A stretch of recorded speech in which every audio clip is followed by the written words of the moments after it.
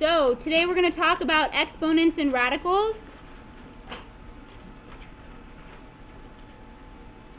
There are a bunch of rules for exponents and radicals that I gave you. So you should have them. The first law would be like, if they have the same base and different exponents, you add the exponents. The next would be, if they have the same base and you're divided, you subtract the exponents. If it's a power to a power, then you multiply the exponents.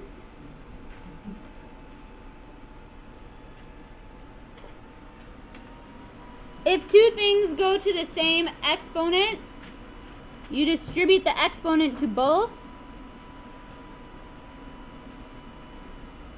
And that goes for multiplying and dividing only.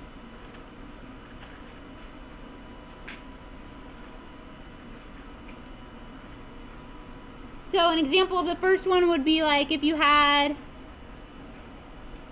5 squared times 5 to the third, that would be 5 to the fifth, because 2 plus 3 is 5, so 5 to the fifth.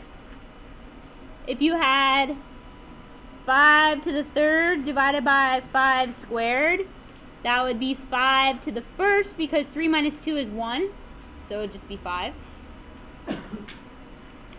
If you had 5 to the third squared, that would be 5 to the sixth, because 3 times 2 is 6.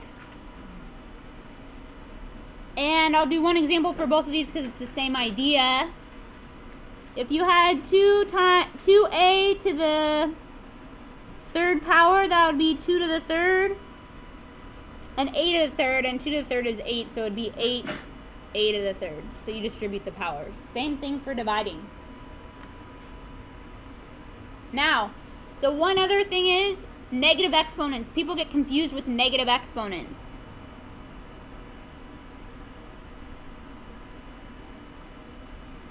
Negative exponents mean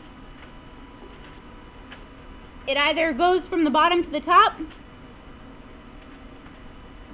or top to bottom.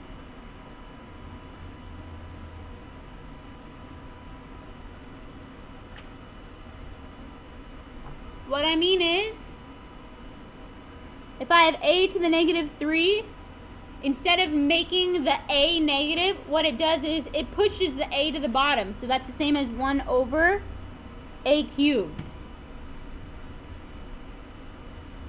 Likewise, if I had 1 over 2 to the negative 3, what that's going to do is push the 2 to the negative 3 to the top, so it would be 1 times 2 to the third, which is 1 times 8, so 8. It pushes the thing with the exponent either up or down, depending on where it is, and then it makes the exponent positive.